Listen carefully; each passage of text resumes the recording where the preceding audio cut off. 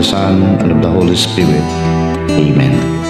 Our most gracious Heavenly Father, we come to you today to praise and worship you and give you thanks for all the things you continue to provide for ourselves and our families.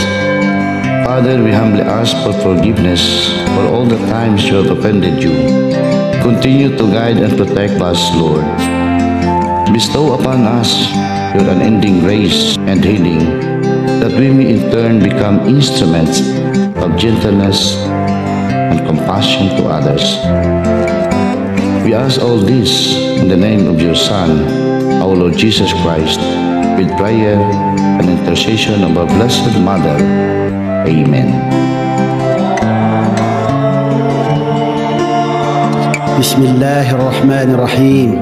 اللهم إياك نعبد وإياك نستعين اللهم اهدنا الصراط المستقيم اللهم وحد صفوفنا بين المسلمين والنصارى واللوماد إلى صراطك المستقيم اللهم امنحهم العيش بالأمن والسلامة والتنمية المستدامة في مدينة دافاو اللهم لا تزغ قلوبنا بعد إذ هديتنا وهب لنا من لدنك رحمة إنك أنت الوهاب ربنا آتنا في الدنيا حسنة وفي الآخرة حسنة وقنا عذاب النار والحمد لله رب العالمين.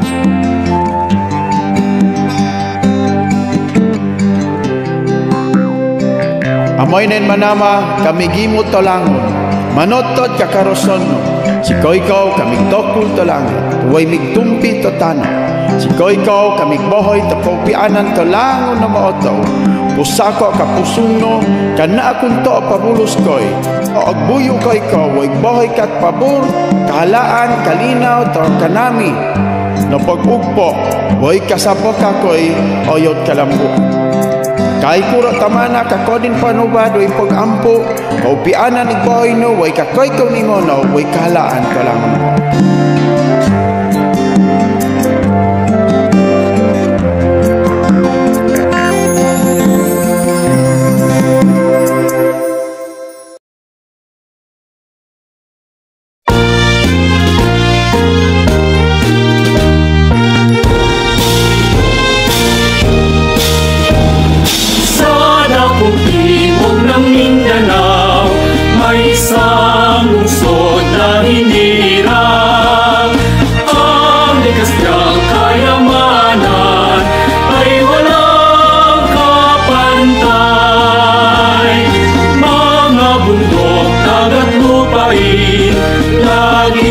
Sagana sa pagkain at ang magagandang tanawin, kaluan ng aliw, mutihan lungsod ng Davao sa iyong paglalakbay.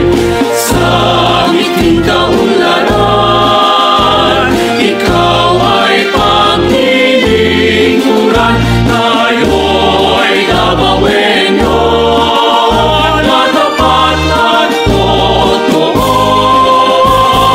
Pangarap ay mata mo, kaluwalhatian mo, lungsod ng paraiso.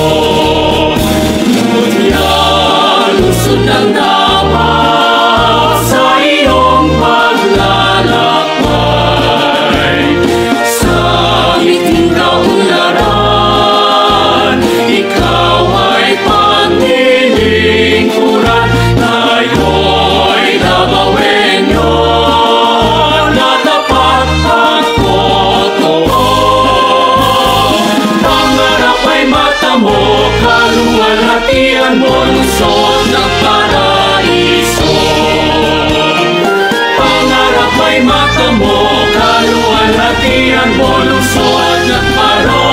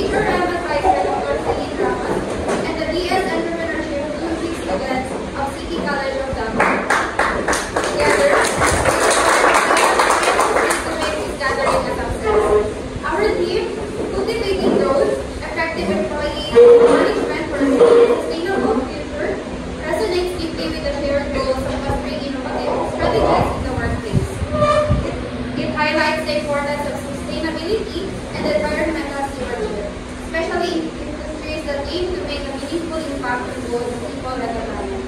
To officially welcome you all, it is my great privilege to introduce our esteemed guest speaker, a woman whose remarkable achievements and dedication inspire us all. She graduated with the Bachelor of Science in Administration from University of Philippines Diliman Campus, pursued full-time training at Bible schools in Anaheim, California and Malabon after graduation, has served as a board member of RTP Group of Companies since 2010, manager of the Sunstar FD training from 2016 to 2017, and currently the resident manager of Davao Bamboo Sanctuary and Ecological Park, a role she has held since 2017. Ladies and gentlemen, please join me in giving a warm welcome to Mrs. April Faye Lee.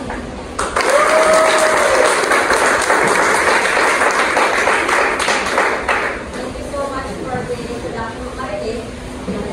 Thank you so much for the introduction. So I'd like to thank Dr. Cynthia Ramos for inviting me also si Luisa. Kasama namin sa church. With maliit pa yan siya dati. Ako ang nagtuturo sa children's meeting sa church. Ngayon, siya na. So it's really an honor to be with you, to see young faces. No? So you are second-year students? Yes. So how are you feeling today? Very excited or very stressed? So I know some of you siguro haggard, that's not preparation, but I hope you will just take time to relax, no? To calm yourself, and be willing to receive good things. Kasi lalo na pag-stress tayo, wala na tayong makarinig. Pag-stress kasi minsan, pag inisip ko yung problem sa bahay, pagdating sa school, wala ka nang maintindihan. So I hope that you just have to try to set aside all your problems, concerns, ano yung problema mo, and just have to focus muna, okay? So that you can also learn new things. Especially in life, hindi talaga siya madali, especially in preparation. I just want to give you a short introduction. You know, the hardest thing, especially when you have a business, like if you are going to have your own business in the future, is really managing people. Mas mahirap siya, mas madali yung managing finance, mas madali yung marketing. Pero yung mga tao, that's one of the challenge. It's the biggest challenge talaga in business, kahit saan. So, nakakano siya, nakaka-drain ng lakas. Lalo na basta is a matter of our, especially relationships. Kasi when we are in our company, we develop relationships, you know. So it's not just that we hire staff, but it's really about maintaining, fostering good relationships. So today I just want to show you the importance of employee management strategies in ensuring sustainable growth in the ecotourism and environmental service industry. So in industry natin, especially service industry, it is more challenging kasi if you're in the service industry, your capital is really your people. Unlike if you are in the manufacturing, products without ibenta. But if you're in the service industry, it's really customer service. It really has something to do with the people. So if the people are for example, pupunta kayo sa isang service industry, like for example, sa resort, tapos pagdating kayo doon, mataray, di ba, or hindi kayo pinapansin, di ba, hindi kayo maging masaya. So in every service industry, for example, pag nasa nasa taxi, yung taxi driver, masungit, di ba? So every service industry talaga, the most important thing is really the people. So the people is the main capital, especially in the service industry. That is why it's very important that we have effective employee management strategies that can ensure sustainable growth in the ecotourism and environmental service sector. Another thing is, we want to align employee growth with organizational goals. Kasi usually, the organization we have certain goals, and the employee also has certain goals. So there should be alignment between the two. So this can be done through training, retention, and motivation strategies, leadership and team building in the ecotourism, creating a thriving, sustainable work environment. So can we go to the, yes, so this is what I mentioned,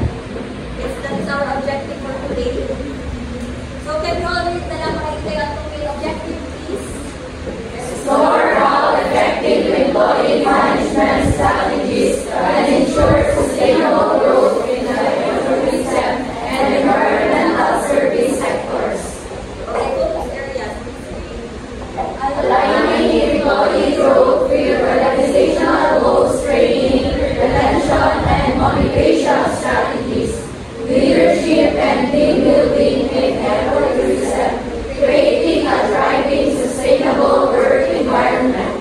Okay. So let's go to the next slide, and it's about the role of employee management in sustainable growth. Especially in ecotourism and in any, even if it's just tourism or other service industries, the businesses really rely on highly skilled and motivated and engaged workforce. So like I said, it's very important to have a highly skilled, motivated, and engaged workforce to deliver quality service. Kasi nga, pag halimbawa hindi motivated yung mga employees, usually yung service din, maapektuhan yung service. Kaya din. Especially kahit na sa mga restaurants, whenever it's a service industry, it's very important to deliver quality service. And another thing is because we are in ecotourism setting, we have to promote environmental conservation and maintain customer satisfaction.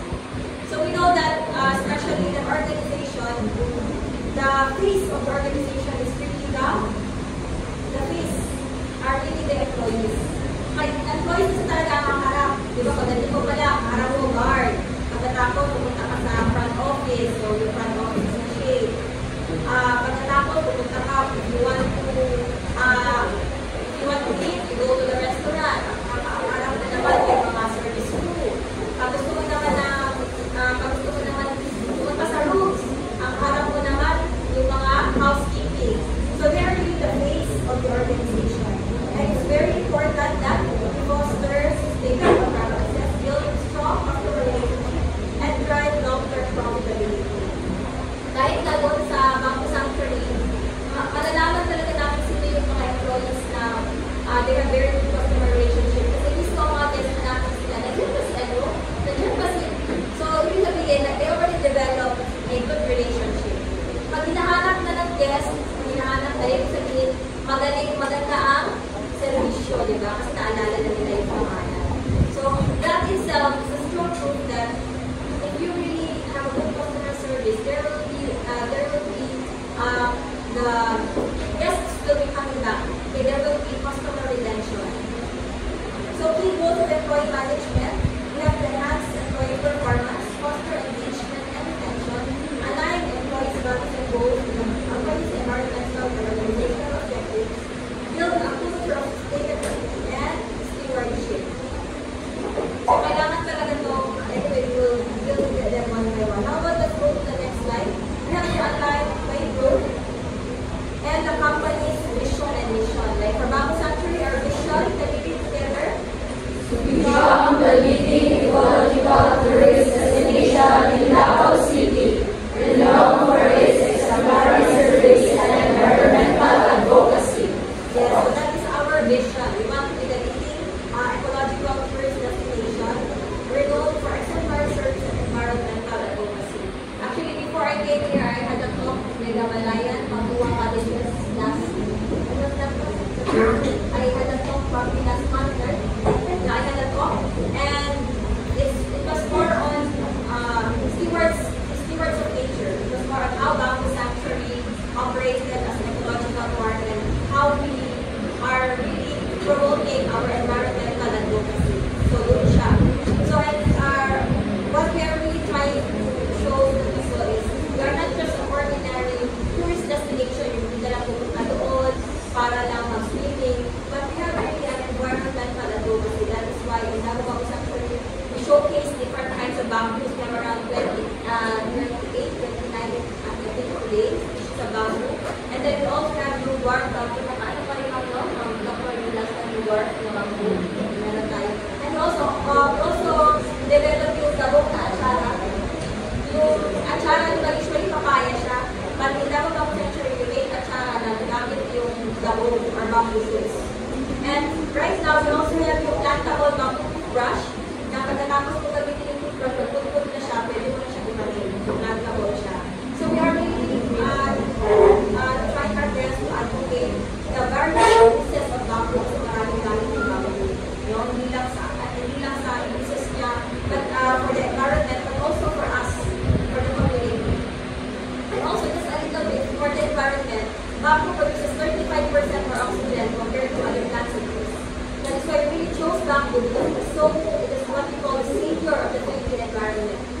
you are in like we are near the river, we planted bamboos along the riverside to protect our soil from erosion. Kasi yung root system ng bamboo is very strong na hindi na-erode yung soil. Kaya we planted bamboos along the riverside. And aside from that, the second benefit niya, it actually filters water. So yung root system niya, it actually clears out toxins. So when water passes through there, before it goes to the river, malinis siya.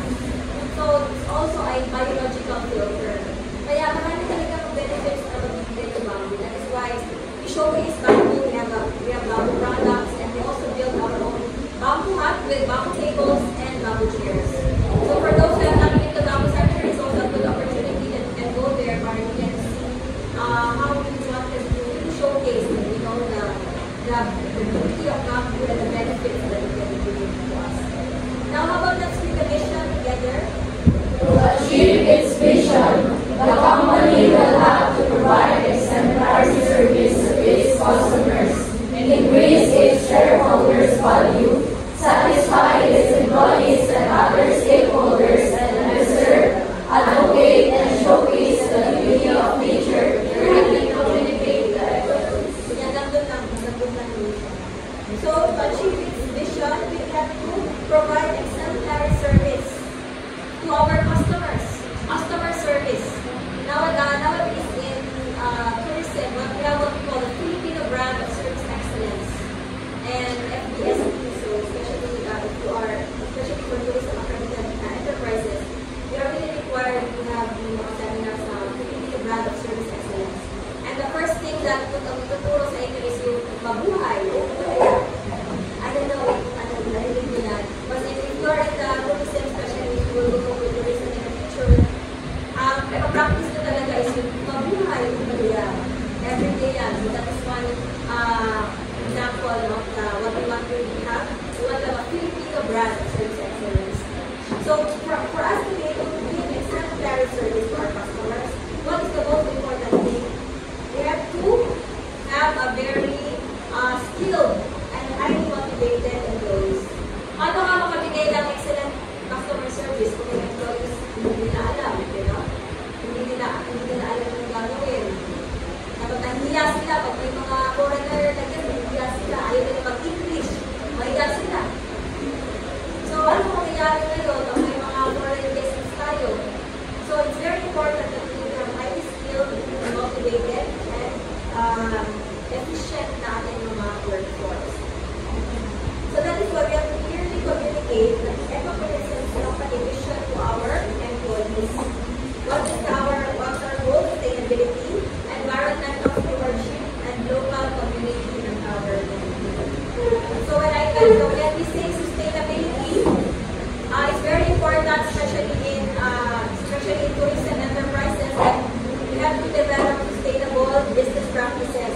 Kasi we are dealing with nature, so we have to make sure that while we want modernization should not destroy Mother Nature.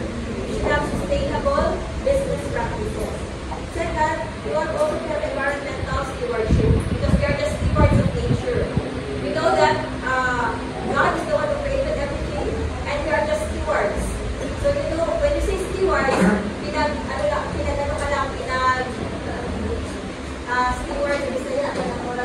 trusted one ba ng daw ang sinaligan o sinaligan, right? Sinaligan.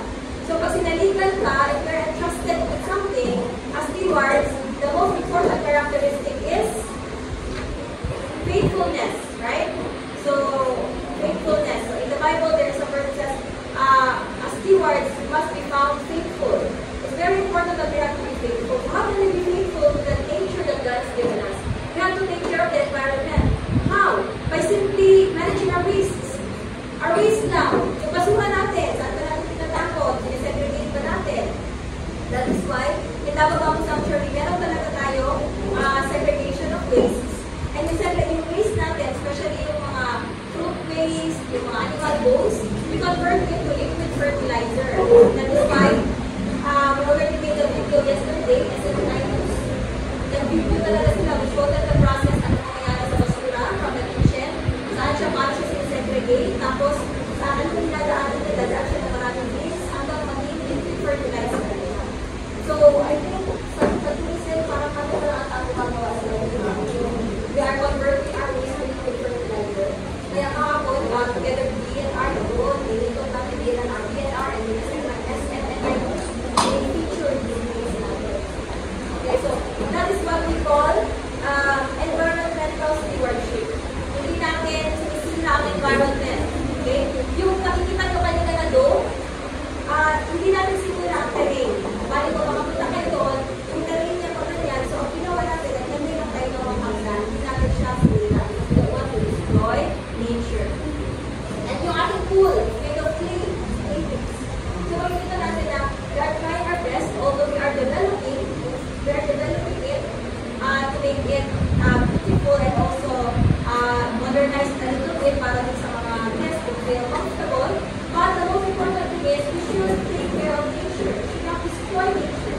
That is why we don't use heavy equipment. When we make the dome, siguro isip niyo, paano nila ginawa ang dome? So nakapunta doon sila ma'am, di ba? Paano nila ginawa ang dome? Kasi the diameter of 60 meters, a height of an 8-story building, ang laki-laki ng dome yung pakita niyo. Paano nila ginawa yun? You know, before when it was made, I think 2006, it was made by architect Delson Sisters, also from the Iran, and together with India. There was no heavy equipment. Hindi makakasok ng heavy equipment. Wala kang heavy equipment. Everything is parang jigsaw puzzle na kami natin isa-isa yung ginawa. Balik pa baba, ang bilang pataas. And with bamboo sa scaffolding. So scaffolding na bamboo, tapos isa-isa yung mga parang ang nagpapasil hanggang makakuha yun. Dito na pagkagawa nun, walang heavy equipment na ginamit. Yes po. Ilang ginamit. So kasi actually, gusto ka na ng arts and bamboo, pero siya nakakasok na nasa lang niya. So napag-bamboo kasi, syempre, merong certain years lang because of the yung bamboo kasi kahit ulitin siya, meron na certain years wala pa. Ano na kaya nila. So makita natin na it's very important that we take care of our environment. So like John Rose, in this mission, we become quite a sense of purpose. Next slide, please. So now let's go to employee development plans. So mention the professional development programs are designed to align with both organizational goals and the employee's career aspirations. That is why it's very important to have regular feedback mechanisms such as performance reviews and career development conversations. Like sa akin, Bamboo Sanctuary, we usually do peer performance evaluation. Ibig sabihin na nag-evaluate sa iyo, hindi lang yung supervisor mo, pero yung mga kasamahan mo. Kasi syempre, yung mga kasamahan mo, hindi mo nakakilala sa iyo. So, yung supervisor mo, evaluate sa iyo, saka yung mga kasama mo, evaluate mo. In that case, meron tayong from all sides, pagiging fair yung ating performance evaluation. At saka feedback mechanisms, kaya kailangan natin usapin, para malaman ko kung ano talaga yung plans nila. It's very important that we have to open up, para mag-open up din sila, malaman ko anong plan ng employee na to, plan na ba niya na in the future, pupunta na siya sa abroad, at may idea pa or may plan ba siya, gusto niya, magiging supervisor in the future, at least mag-guide mo, mag-guide natin. So it's very important that we have regular feedback mechanisms. For this to take place, very important na meron talagang meetings. Every day, at least mga ilang minutes lang na meetings para makakausap mo, from lahat yan siya na level, every morning or any time of the day na available, kausap yung kumusta yung mga tasks for today and mga doing today. So it's very important para may mapalabas mo na nila yung mga ideas nila. Next is sustainability. Employees must understand how their work contributes to the overarching environmental and organizational objectives. Kailangan makita nila that lahat ng ang ginawa ng isang individual will affect another. Ang ginawa ng isang department will affect another, di ba? So it always has a domino effect. Okay? Especially kahit saan naman, wherever we are, in any industry, there's always a domino effect. Because as what they say, no man is an island. Huwag kong sabihin na, wala akong pakialam sa inyo, bahala kayo dyan. Bakit? Because we actually affect each other. Ang ginawa mo, makaka-affect sa kasama mo. For example, by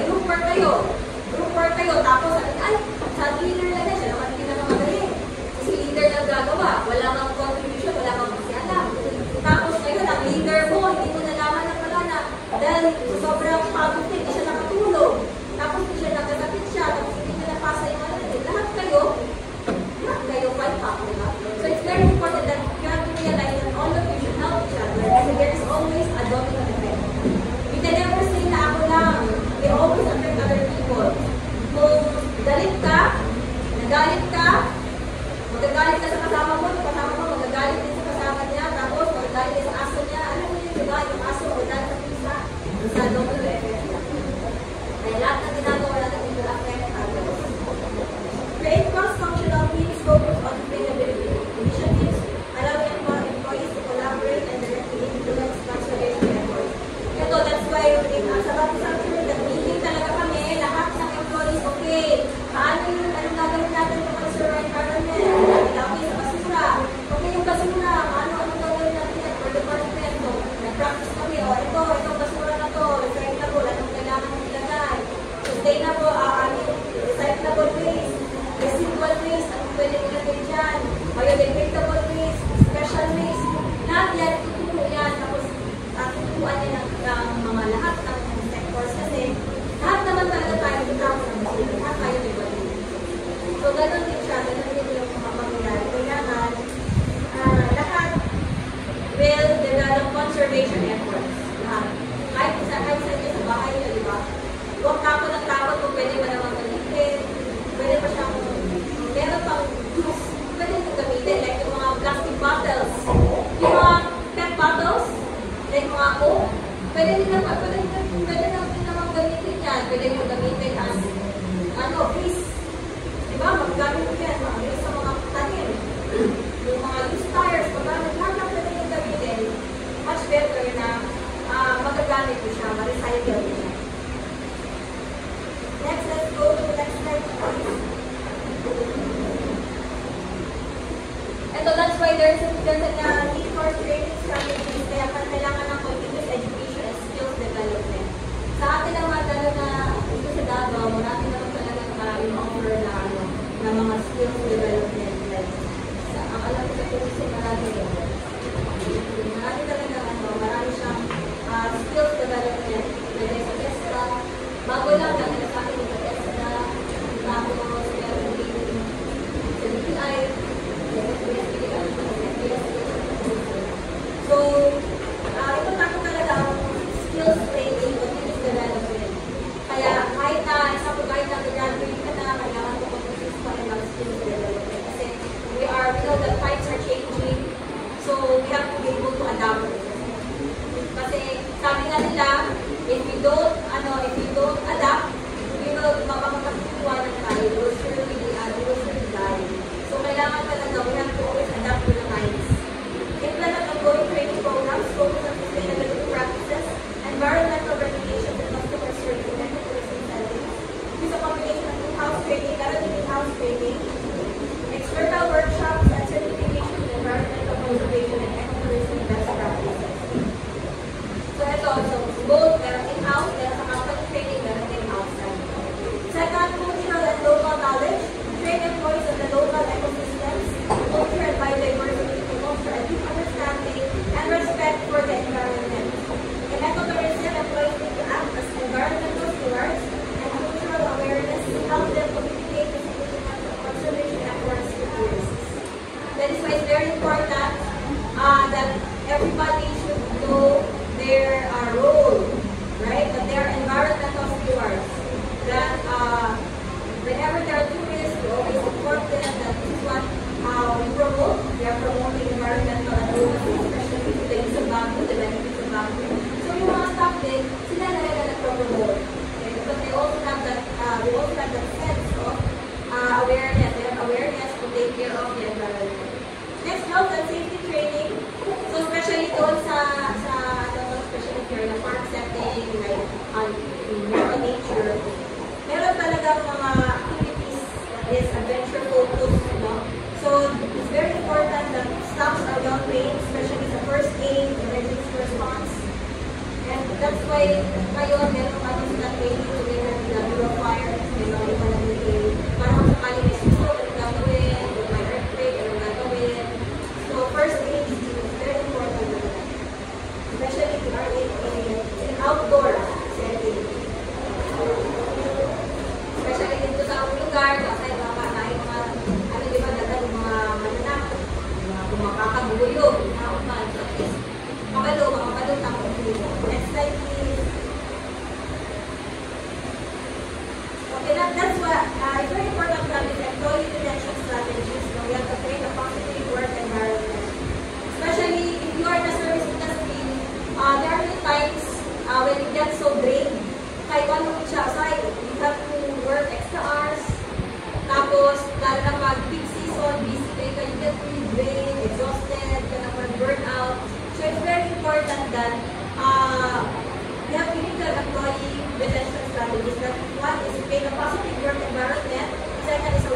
balance. So talaga especially this time, meron talaga tayo ng mental health mga programs. Kasi, especially sa generation ko ngayon, mas prone ata sila, no? Hindi ko mas prone yung generation ko. Mas prone yung generation ko sa stress, anxiety. Actually, everyone naman. Pero, na-feel ko mas marami akong narinig ng mga very young people na may mga depression, bata-bata pa. I don't know if it's because of the pandemic, baka dahil dumaan kayo ng pandemic na natakot kayo, meron ibang mga trabaho. So, nagkakaroon ng mga anxiety, panic attack, talaga sa mga youth. So, it's very important na talagang merong positive work environment. So, positive work environment, yung maka-open up kayo, may problema kayo, makakausap kayo. There will be a channel for feedback, nire-recognize yung mga efforts nyo. So, that is very important, especially in the workplace, important talaga na positive work environment. Ano naman yung masasabi natin negative work environment? Ang negative work environment yung naiwasan nyo, especially pag nagtatrabaho na kayo, iwasan nyo talaga yung mga marites. Yan talaga ang nakakasira. Kahit saan, iwasan nyo talaga yan. Iwasan nyo yan, lalo na sa mga company, pag-tungkulin sila, pag-usapan nila yung biyado, pag-usapan nila yung supervisor. Iwasan nyo yung ganyan kasi, you know, if you always hear negative things, it will damage, kahit sabihin mo, hindi naman ikaw pinag-usapan, it will damage and it will affect you. Kasi, what if in the future, may nakikita ka ng mga tao na nandito ka lang kayo, tapos narinig mo sila rin ito, akala mo rin na ikaw pinag-usapan. Kasi gano'n ang ginagawa nyo eh. So, it's actually very damaging sa lahat ng organization. Kaya iwasan talaga yung mga chismis, yung mga test, kasi kahit saan hindi talaga nakakatulong yan. Sa pamilya nyo, wala ka lang magtulong yan. It will just destroy you. Kailangan talaga, ang suggestion ko sa inyo is always filter. Diba, filter, gusto mo filter mo kano, filter mo yung mga narinig mo. You have to filter and only accept positive information. Information that will help you succeed, information that will develop your personal development. Don't listen to trash. Don't listen to trash. Yung mga trash talk, don't listen to that. Kasi it will pull you down. Magagalit ka lang, maapektuhan ka lang, mag-demotivated ka lang, ayaw na magtrabaho, then naiinis ka sa mga kasama mo, or naano ka sa supervisor mo. So, don't listen to that. Kailangan talaga pag wherever you are, stay focused, and then just try to improve yourself. Improve yourself. Paano ako maging mas magaling dito? So, more on improvement of yourself. Because our work is not just our work. It will actually reflect who we are. Diba, kung sa trabaho mo, magaling kayo, it means, in the future, at talagang meron talagang success, ladder for success. Kasi syempre, magsisimula yan sa maliit. Hindi naman ang success ang talagang.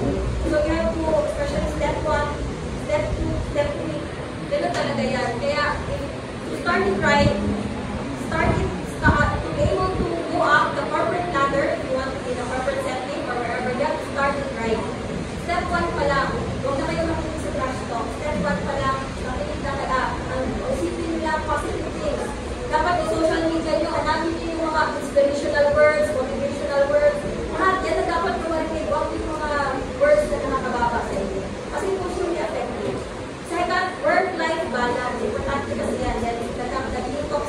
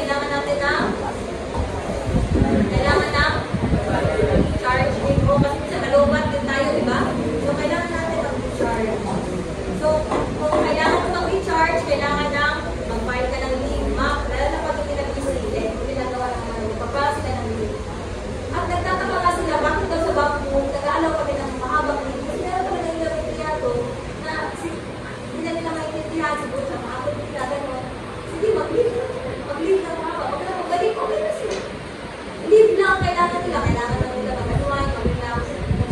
So, meron talagang mga ano na kailangan nila talaga mag-stress, mag-unwind.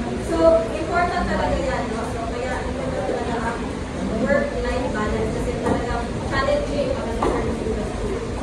Next is career path and growth opportunities. Offer clear career path with room for advancement and professional growth. This can help you take talented employees or committed to the organization's long-term goals.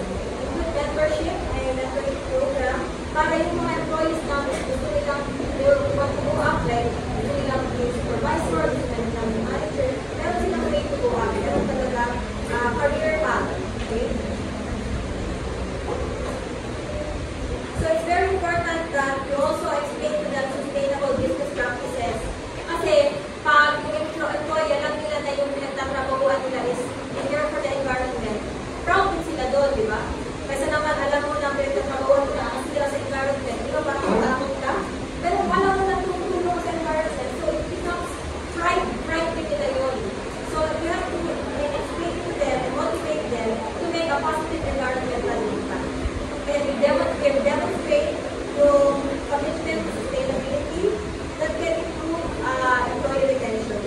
Allow employees to involve in decision-making processes related to sustainability initiatives, thereby fostering ownership and pride in the company's work.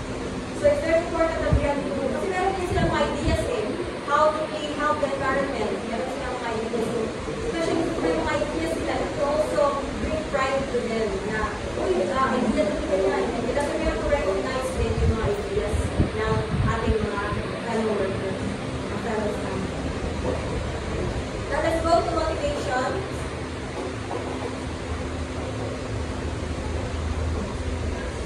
So your motivation is very important, especially if you are in a service industry. Kasi pag demotivated ang tao, walang ganang bumangon. Bakit ka bumabangon araw-araw? Pag wala ka na ganang bumangon. Diba? Wala kang ganang bumangon. Bakit may gana kayo pumunta sa lahat? Kasi motivated kayo, gusto nyo meron kayo bangon. Okay, so meron kayong you look forward to something in the future, di ba? Meron kayong mga goals in the future, magiging ganyan kayo. So that is what we call motivation, intrinsic motivation. So we have to foster a sense of purpose by connecting your work with the environmental and social benefits that you produce. Highlight how there were positively impact on capabilities, wildlife conservation, and the global environment. So pag nakikita natin na meron talaga effects sa environment, yung ginagawa natin, we will be motivated to work more. Kasi alam natin na meron tayong benefit na nabibigay sa ating environment. Second, we have to give recognition and rewards. Ito, usually lang mga rewards, binibigay ko natin, na may mga buildings, o merong mga event. Pero, even simple as, praises, like, very good, maganda rin gawa mo. It doesn't already be parang it can already get a sense of happiness na na-acknowledge mo sila. So, may simple talk lang na very good or magaling or ang ganda ng idea mo, very important talaga sa atin yan. Kasi it will give us a sense of pride, diba, na idea ko yun, sa akin yun. So, it's very important kasi as human beings nga, we are beings of emotion, diba? Gusto natin lagi ina-acknowledge, gusto natin hindi na-validate yung feelings natin, gusto natin lagi tayo nire-respeto, lagi ina-acknowledge. So, very important yan. Very important yan sa society na ina-acknowledge ka na mali ko ang ginagawa. Third, creating a sense of belongingness. So, ito establish a culture of teamwork and collaboration for employees to be like part of a larger community. Offer team-building activities, both professional and recreational, to build stronger relationships and a sense of shared responsibility. Ito, it's very important na meron siyang sense of belongingness. Tapos, yung teamwork. Kasi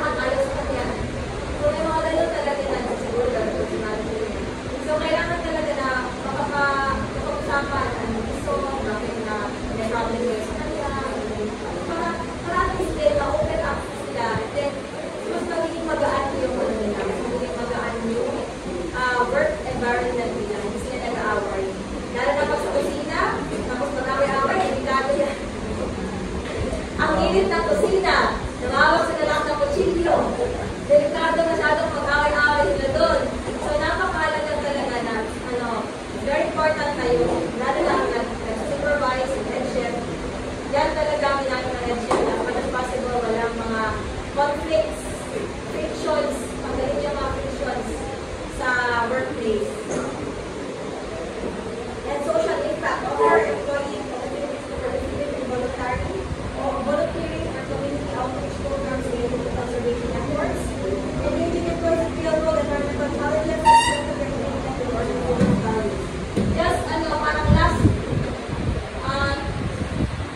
August ang tayo, or September, I'm not sure, pero yung posted sa social media, we had bamboo planting. Yung sa area natin sa taas, we had a bamboo planting together with the local community, like yung barangay Malabo, o barangay Baguio, yung mga kanto doon. So sabay-sabay kami together with all the staff with the bamboo planting. Kahit mga tulong efforts lang, walang tumando yung visiting plan, nag-volunteer sila, meron sila community na outreach program na bamboo planting kami. So, create impact, So, kailangan talaga gumagawa isa ng ating program. Kasi parang pride din natin, may program, it's very important. After all this, narating ang yung is kasama ko sa years later. So, outreach community outreach programs siya that can really help and incorporate na sense na belongingness and nakapil nila na value sila. May meron silang social contribution. Now, let's go to the next slide, please. So, this one, especially I want to mention there is a report, the role of leadership. Leadership is very important. Kasi leaders are the driving force, diba? So, they are the ones spearheading the way. So, importante talaga na meron proper leadership. Kasi nga, kung ang leader mismo, tamad, walang gumagawa. Tamad naman yung leader. Kung ang leader mismo, parang hindi papasok, anong na-expect ko sa mga members? So, leader talaga ang number one. Importante talaga leaders. So, kailangan visionaries, kailangan to inspire employees to embrace sustainability and conservation of core values.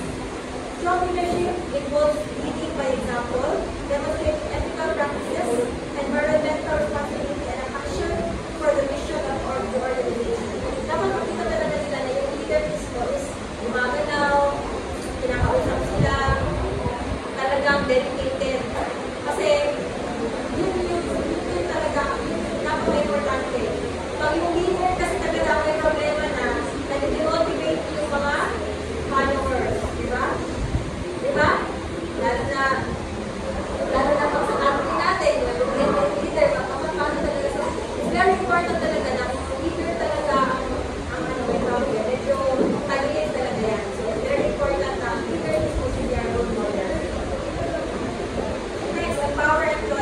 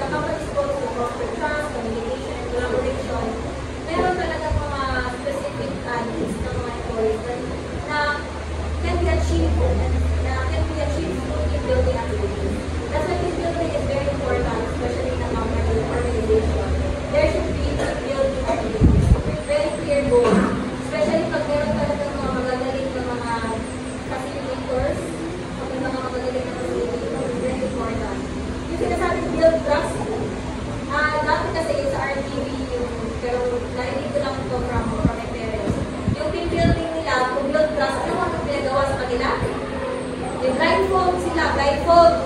Nandun siya sa taas. Pero kung gaano ka taas yun. Nandun lahat sa baba. Yung mga kasama niya sa trabaho. Lahat sila nakaganyan. Tatalon siya, galing siya sa mataas. Tapos naka-blindfold, natatalon. So kailangan niya tusas yung mga kasama mo. Kasi pag tatalon ka ba, pag hindi sila, kung wala kang trust sa kanila, tatalon ka. So yun mismo, yung daling na example yun, yun makikita kung sino talaga may trust. So kung yung mga walang trust sa kasama niya, malamang hindi talagang tatalon yun. Mamamatay pa lang siya, di ba? So, importante talaga, kaya yung mga ganun ng mga people na yung mga susukat, trust, loyalty. May mga ganun talaga na ginagawa ng mga facilitators at team building. So, very important ang team building kasi doon, makikita mo, makastrengthen, tapos mga aware ng mga team, aware sila sa mga nangyari sa community nila. Next, environmental stewardship through team building. So, ito na yung sinasabi ba na events, cleaning, planting, environmental stewardship. So, may mga team building na yung mga planting activities, cleaning activities. Very important siya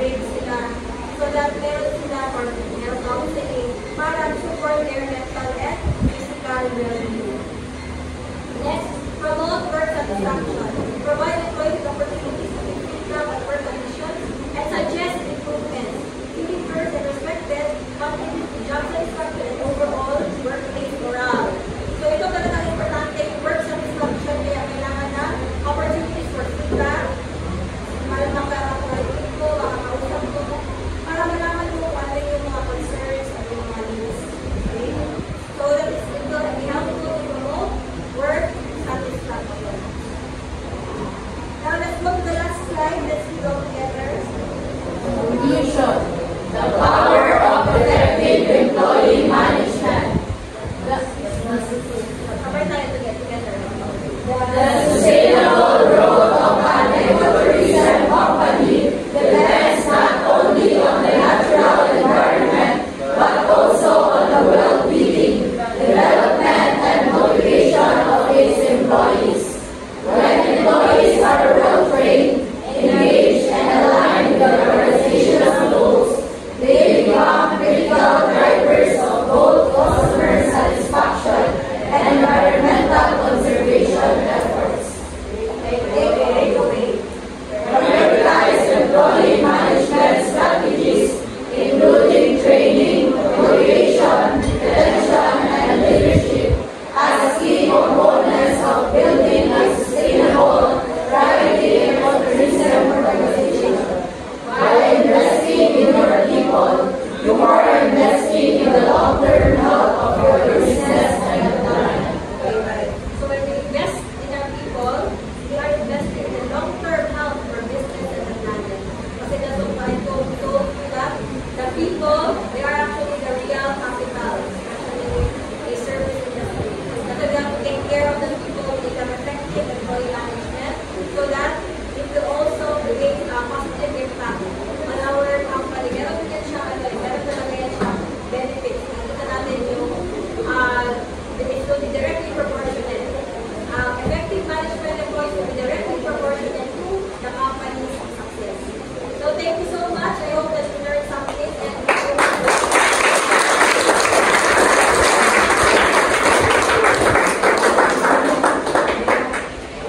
Thank you so much, Ms. Pauline, for that insightful and inspiring discussion. Now, we will have an interactive Q&A session. This is your chance to ask questions and explore more about the topics discussed, particularly on employee management strategies in Afrocentric organizations. Let us make this an engaging and enriching dialogue. If you have any questions, you can raise your hand. Questions, guys?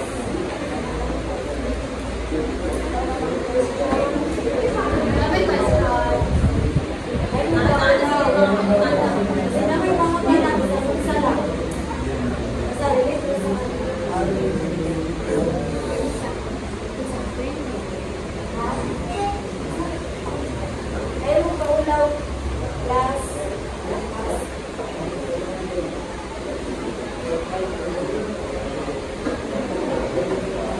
Any questions, guys?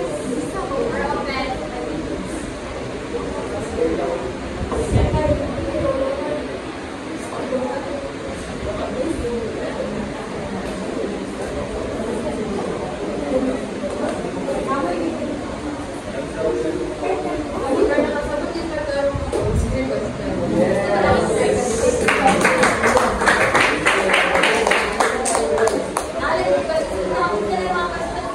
So guys, ito yung nag-order question.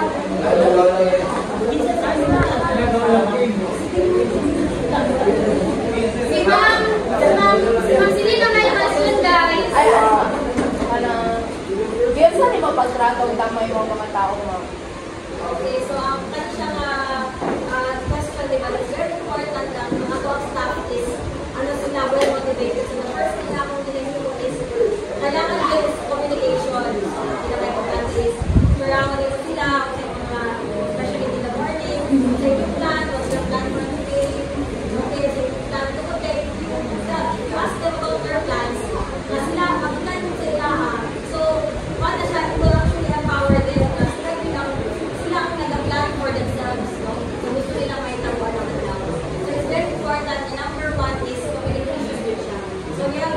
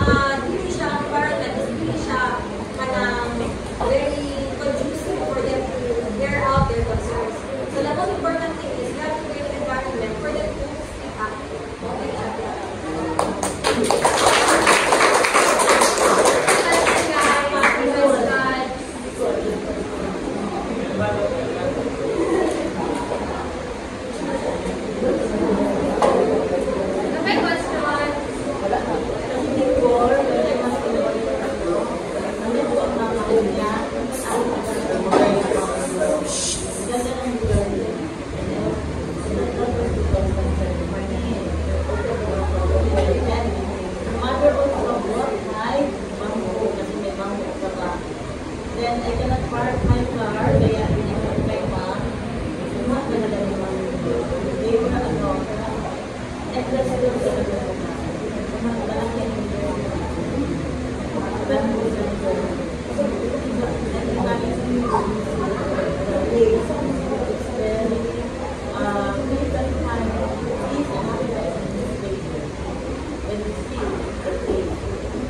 that's when I want to ask. And then, you know, what's in your mind? As maybe mom, because we struggle with HR. You can imagine managing a resort that has the sino man magsadya magpunta dito na together and how are they making them educated them to love their work. Sige, baka meron pa kayo na sayang ang time. Then we're glad you are gifted of this. Will raise fear, reflect on how you react to the situation.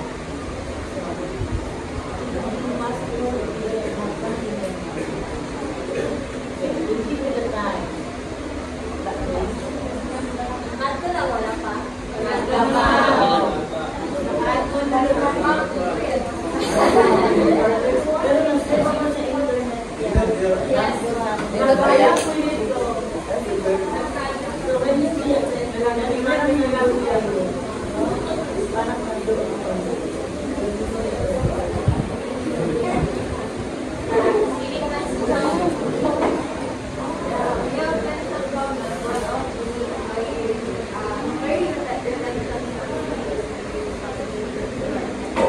How do you deal with employees from that? Even though you create a positive environment, you value from them, you kapon sila mo. Lagi sana, very good question. Lagi makikita ng employees, hindi na wala naman sa kasa, na bisan nung narin positive environment, nakikita ko yung mga negative with the mga employees. So that's why we have really employee code of conduct. Employee code of conduct, na doon talaga nakalagay yan yung mga rules and regulations na mga kanila dapat sundin. Kasi pag wala din yung employee code of conduct, nagtitigod din chaos. So yung mga good employees, demoralize din sila dahil sa mga bad employees. Kaya may kasabihan na if there is one rotten apple, it will rotten the whole basket. So kaya we have to deal with that one negative employee. So the best way to deal with that is personal talaga, kausapin. Kung meron na siyang mga nagawang like violations, kailangan incident report, tapos paano ko explain ano nangyari nito, bakit ito ginawa ko, bakit mo, for example, may isang piyato na sinaktan niya, something, so hindi mo talaga i-explain mo sa kanya, tapos just give the proper sanctions. Pero naman sa code of conduct, okay, first offense mo, ganito, at least clear sa kanila na may naman nagawa silang mali, kaya meron talaga silang mga sanctions. So that's also very important that it's really in place in the employees code of conduct para we can also be a safeguarding. Para alam ng lahat ng mga empleyado na yung mga employees na mga kasaway, meron talaga silang meron talaga mga code of conduct na kailangan silang sundin because there were also consequences for their actions. Kasi pag wala talagang consequence for their actions, kahit hindi mo mga mabubuti, mawawala na siya ng interest, dahil siya magtawag kang trabaho, or magyapon, no? So, importante, it's very important that meron talaga